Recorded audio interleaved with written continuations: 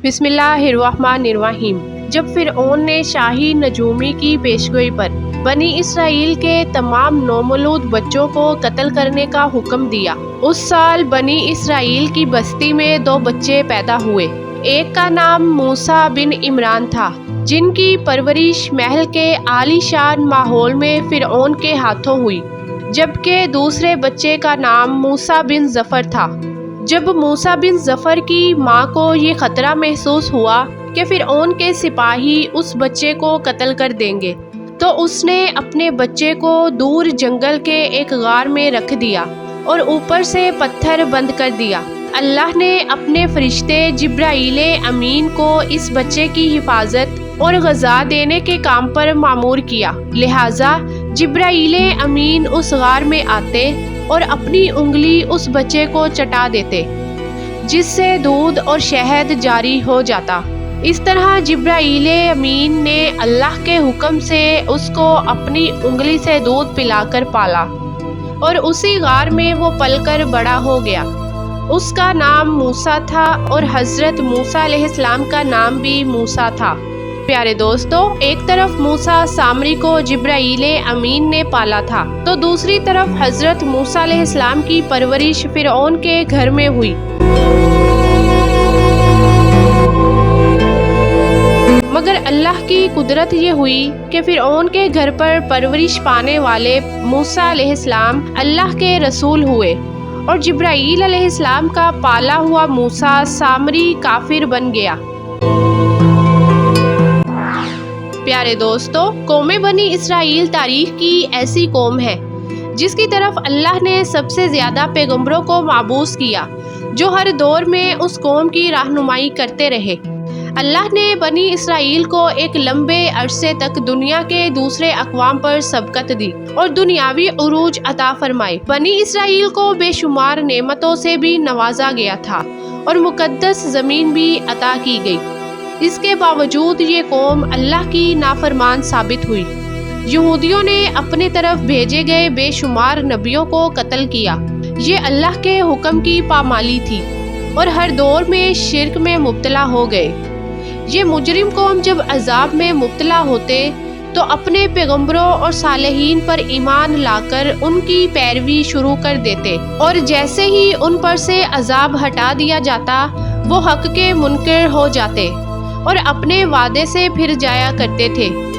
قرآن مجید میں بنی اسرائیل کی سرکشی اور نافرمانی کے متعلق بہت سارے واقعات کا ذکر ملتا ہے، جن میں سے ایک قابل ذکر واقعہ سامری جادوگر کا واقعہ ہے، جس نے بنی اسرائیل کو بہکا کر انہیں ایک بچھڑے کی پوجا پر لگا دیا تھا۔ بہرحال جب اللہ رب العزت نے بنی اسرائیل کو فرعون کی غلامی سے نجات دیا اور فرعون کو اس کے لشکر سمیت دریائے نیل میں غرق کر دیا، تو یہ قوم حضرت موسیٰ علیہ السلام کے ساتھ وادی سینا میں ہجرت کر گئی۔ وہاں اللہ نے موسیٰ علیہ السلام سے وعدہ کیا کہ انہیں مقدس کتاب توریت عطا کی جائے گی، جو بنی اسرائیل اور بعد کے آنے والے لوگوں کے لیے ہدایت ہوگی۔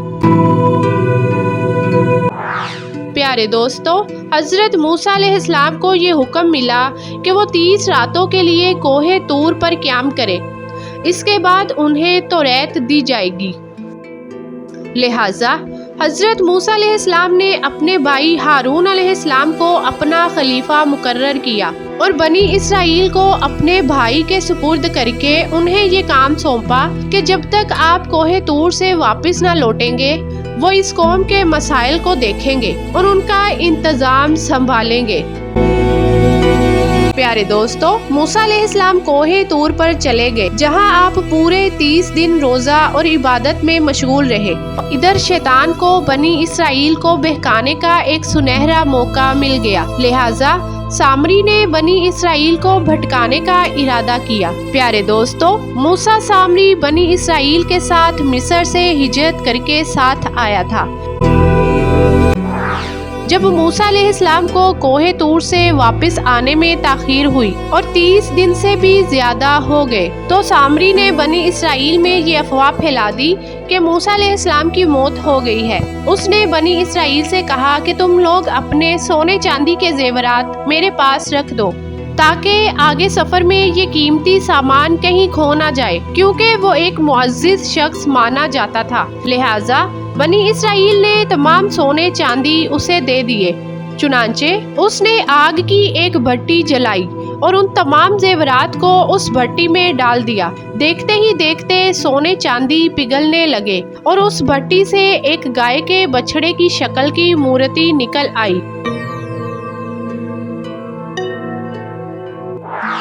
پیارے دوستو، سامری کے پاس اس جگہ کی مٹی تھی جس جگہ جبرائیل امین کے گھوڑے نے قدم رکھا تھا۔ اس نے جیسے ہی وہ مٹی اس بے جان بچھڑے پر ڈالی تو وہ گائے کی طرح آواز نکالنے لگی۔ چنانچہ سامری نے بنی اسرائیل سے کہا، موسیٰ علیہ السلام تو اپنے خدا کی تلاش میں طور پر گئے ہیں، جبکہ خود خدا ہمارے پاس تشریف لے آئے ہیں۔ اس نے بچھڑے کی طرف اشارہ کر کے کہا کہ یہی خدا ہے۔ اس کی اس گمراہ کن تقریر سے بنی اسرائیل کو اس بچھڑے کے خدا ہونے پر یقین آ گیا۔ انہوں نے اس بچھڑے کی پوجا شروع کر دی اور اس کے آگے سجدہ کرنے لگے۔ 12,000 آدمیوں کے سوا ساری قوم نے سونے کے اس بچھڑے کی عبادت شروع کر دی۔ ادھر کوہ طور پر مسلسل 40 دن روزہ اور عبادت کے بعد موسیٰ علیہ السلام کو اللہ کا کلام ملا، جو 10 مقدس تختیوں پر تحریر کیا گیا تھا۔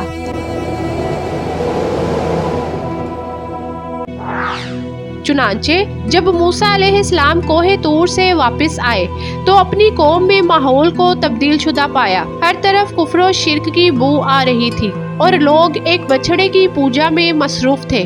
یہ دیکھ کر موسیٰ علیہ السلام غضبناک ہو گئے اور آپ پر جلال طاری ہو گیا۔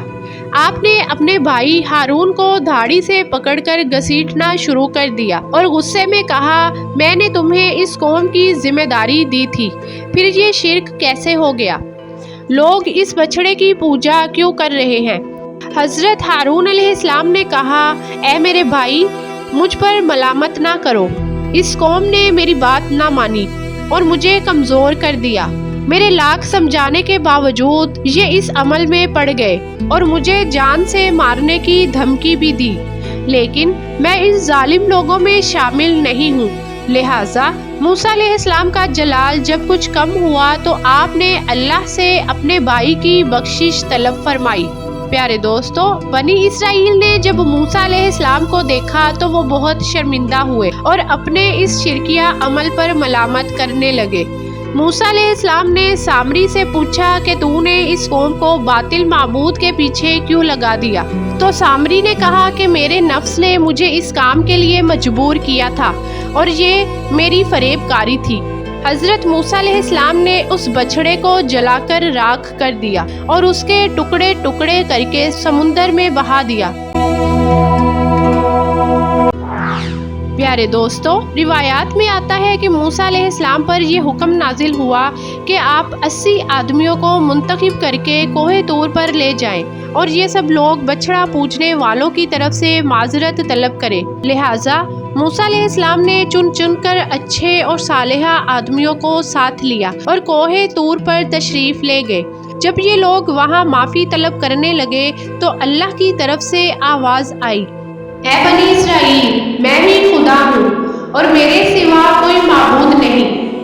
میں نے ہی تم لوگوں کو فرعون کے ظلم سے نجات دلا کر تم لوگوں کو بچایا ہے، لہٰذا تم لوگ فقط میری ہی عبادت کرو اور میرے سوا کسی کو مت پوجو۔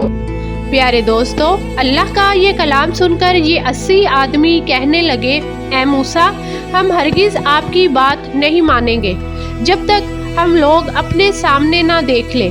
یہ 80 آدمی اپنی ضد پر قائم رہے کہ ہم کو اللہ کا دیدار کروائیں، ورنہ ہم ہرگز نہیں مانیں گے۔ حضرت موسیٰ علیہ السلام نے انہیں بہت سمجھایا، لیکن وہ اپنی بات پر ڈٹے رہے، یہاں تک کہ اللہ نے اپنے جلال کا اظہار کچھ اس طرح کیا کہ ایک فرشتہ بھیجا جس نے ایک خوفناک چیخ ماری، جس سے ان لوگوں کے دل پھٹ گئے اور یہ لوگ مر گئے۔ حضرت موسیٰ علیہ السلام نے اللہ سے ان کے دوبارہ زندہ ہونے کی دعا مانگی تو یہ لوگ دوبارہ زندہ ہو گئے اور اللہ پر ایمان لے آئے۔ प्यारे दोस्तों, अल्लाह के हुक्म से हजरत मूसा अलैहिस्सलाम ने सामरी मूसा को बनी इसराइल से निकाल दिया और किसी को भी ये हक नहीं दिया कि उससे राब्ता रखे। बाज़ मुफस्सरीन ने लिखा कि सामरी का जुर्म साबित होने के बाद मूसा अलैहिस्सलाम ने बद्दुआ की और अल्लाह ने उसे ऐसी बीमारी में मुब्तला किया कि जब तक वो जिंदा रहा कोई उसके करीब नहीं जाता था और इस तरह वो जिल्लत की मौत मर गया। इसी उम्मीद के साथ इजाज़त दीजिए कि आपको हमारी वीडियो पसंद आई होगी। मिलते हैं बहुत जल्द एक नई मालूमाती वीडियो के साथ। तब तक देखते रहिए आपका अपना चैनल कनीज़ फ़ातिमा। अगर आप हमारे चैनल पर नए हैं तो बराए मेहरबानी हमारे चैनल को सब्सक्राइब कर लीजिए। शुक्रिया। अल्लाह निगहबान।